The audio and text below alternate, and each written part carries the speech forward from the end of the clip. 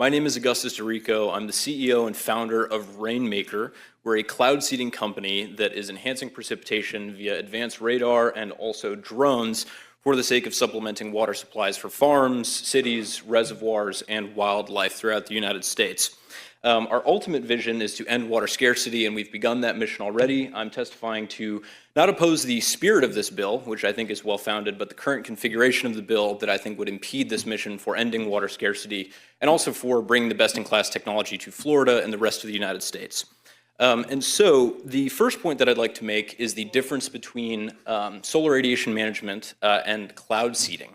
And so Senator Garcia did bring this up briefly. Solar radiation management is a very new technology. It's not something that's been tested at length. NOAA has done some very initial experiments on its efficacy. It is attempting to reduce the amount of solar radiation that makes it down to the planet by injecting reflective aerosols into the upper atmosphere.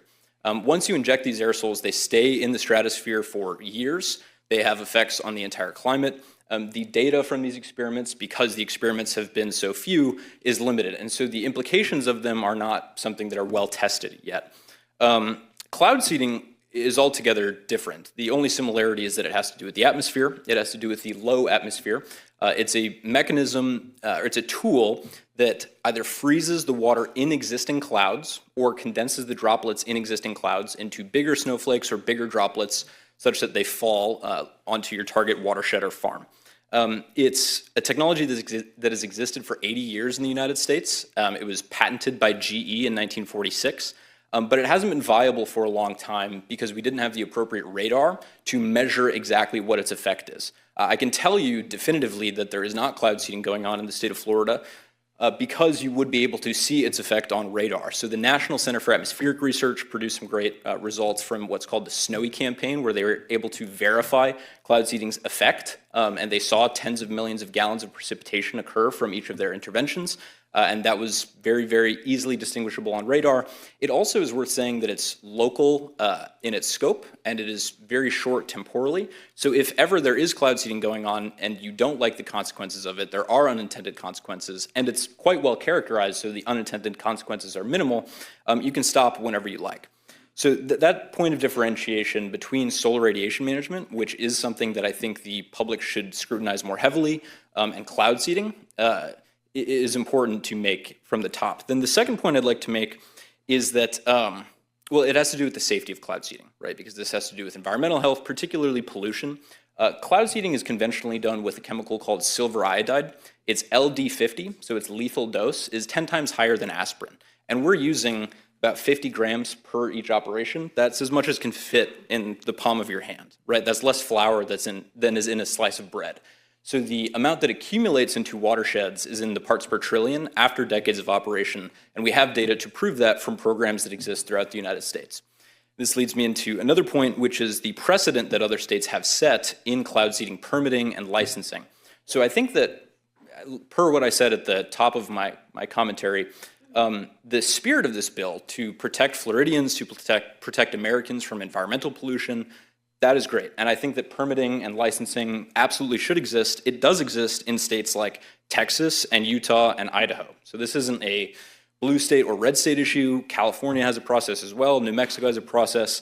And we don't want anybody wantonly modifying the weather. So implementing a permitting regime so that it's only done responsibly and safely with best-in-class meteorological practices, that makes sense. And we advocate for that. Not only do we advocate for that, we, Rainmaker Technology Corporation, has engineers in all of those states that I mentioned that are actively modifying the weather, that are actively enhancing precipitation for farmers and reservoirs and cities that are undergoing drought. And that brings me into like my third and closing point. Like, what is this bill about? What are we voting on here?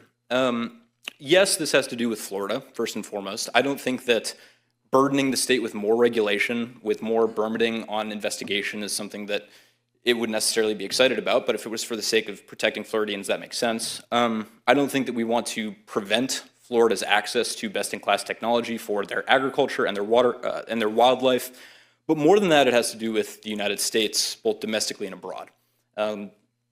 No ifs, ands, or buts. Mar-a-Lago exists here. Florida is a very consequential state within the United States, and if weather modification is banned here, that sets a precedent to deprive farmers in even more arid regions of the country from getting access to water from cloud seeding.